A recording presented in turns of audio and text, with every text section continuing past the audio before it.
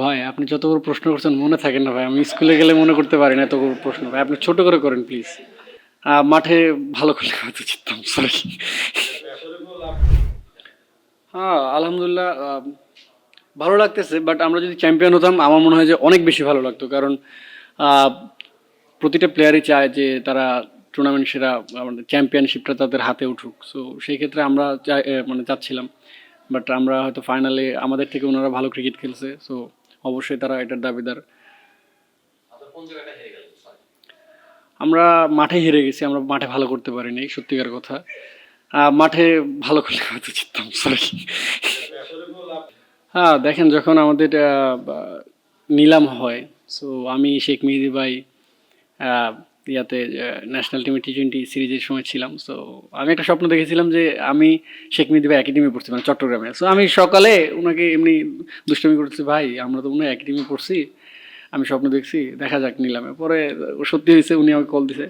তা আমি বললাম, ভাই যা হবার হবে ইনশাল্লাহ, আমাদের যে টিম আছে এটা নিয়ে আমাদেরকে একটা ভালো বন্ডিং তৈরি করতে হবে, কারণ আমি মনে করি যে লোকাল প্যাকেজ অনেক ভালো ছিল।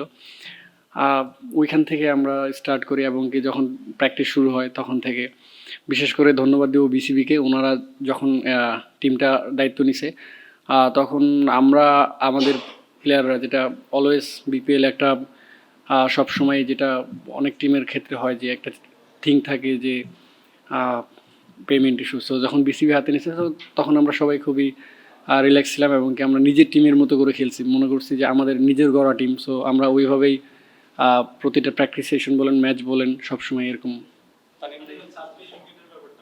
হ্যাঁ দেখেন, যখন আমি টুর্নামেন্ট শুরুর আগে আমাকে বলেছিলাম যে আমি আহ, প্রতিটা ম্যাচ ফিট থেকে শেষ করতে চাই। আমার কোনো লক্ষ্য ছিল না যে আমি হাইস্ট উইকেট টেকার হব, এবং কি ছোট ছোট কন্ট্রিবিউশন আমি যাতে ম্যাচে দিতে পারি। সো আলহামদুলিল্লাহ আমি মনে হয় পেরেছি, বাট ফাইনাল ম্যাচটা যদি জিততাম তাহলে মনে হয় বেশি ভালো লাগতো।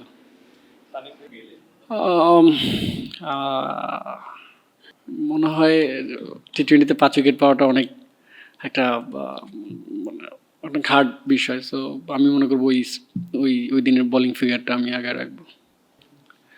জি অবশ্যই আলহামদুলিল্লাহ, যে বা ওই সময় আমি আরও ভালো শেপে ছিলাম। তো প্র্যাকটিস ম্যাচে লাস্ট বলে হাতে আঙুল ফেটে যায়, সো সেখানে আমার কিছু করার ছিল না, কারণ আমি আমার বেস্টটা দিয়েই প্র্যাকটিস ম্যাচ খেলার চেষ্টা করতেছিলাম। সো একটা অ্যাক্সিডেন্ট হয়ে যায়, বাট এইবারও আলহামদুলিল্লাহ বলবো যে মাশাল্লাহ খুব ভালো করতেছি। বাট এখনও তো অবশ্যই ভয় থাকে ইনজুরির। আমি তো টানা প্রায় 12টা ম্যাচ খেলেছি, সো এখন হয়তো কিছুদিন রেস্ট পাবো ইনশাল্লাহ, আবার যাতে রিকভারি করার বা ফিটনেসের দিকে ভালো কিছু আনতে পারি।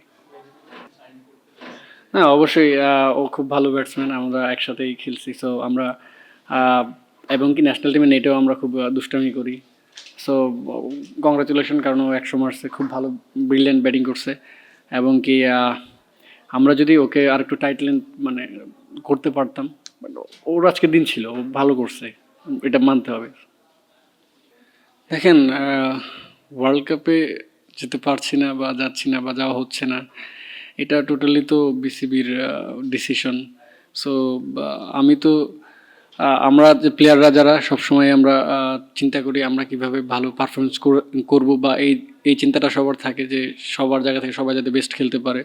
সো সেই ক্ষেত্রে আমিও চেষ্টা করছি, তামিমও চেষ্টা করছে, সেও ভালো খেলছে। সো এখন পরবর্তীতে ওয়ার্ল্ড কাপ যাওয়া না যাওয়া সেটা তো এখন আমাদের হাতে নেই। দেখেন, আমি তো বললামই যে আমাদের অভিভাবক হলো বিসিবি। সো ওনারা যে ডিসিশন দিচ্ছে অবশ্যই তাদের আমরা সেটাকে সাধুবাদ জানাই, এবং কি যেটা মানে এখন তো আমরা জানি না যে কি হবে না হবে।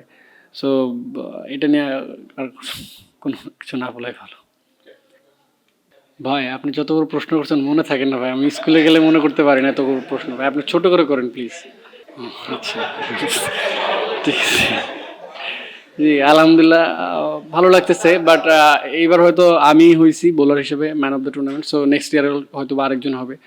সো এখন দেখা যাচ্ছে যে বিপিএলে আমি লাস্ট কিছুবারই দেখছি যে বোলাররা ভালো ফাইট দিচ্ছে, যেমন লাস্ট ইয়ারে তাসকিন ভাই। সো ইনশাল্লাহ ফিউচারে আরও বোলাররা ভালো ডমিনেট করবে। যেটা হয়তো যে আমিও স্বীকার যাই যে আগে হয়তো বা কয়েকটা ম্যাচ ভালো খেলে একটা ম্যাচ ইয়া যেত, কিন্তু এবার আমি চিন্তা করছি যে এই ভালো ফর্মটা কীভাবে ধরে রাখা যায়। বিশেষ করে আমি যখন ম্যাচ চলছিল, সো আমার একদিন তো বলছিলাম যে আমার একটা আহ, ভাই ওটা ইংলিশে কি বলে, হ্যাঁ হ্যাঁ পার্সোনাল অ্যানালিস্ট আছে, সরি মানে ভুলে গেছি, পার্সোনাল অ্যানালিস্ট আছে, তার সাথে কথা বলি। এবং কি আমাদের সুমন স্যার টিম ডিরেক্টর যিনি ছিলেন ওনার সাথে খুব ভালো আমার আন্ডারস্ট্যান্ডিং, সো ভালো অ্যাডভাইস দিত আর কি।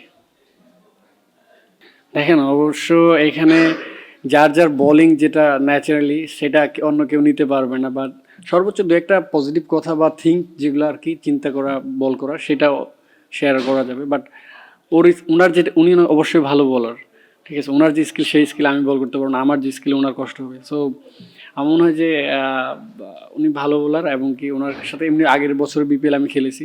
সো আমরা খুবই ভালো, একটাই থিওরি ছিল ওনার যে পেস অফ আউটসাইড অফ মানে তিনটা ফিল্ডার নিয়ে ওইটাই আর কি।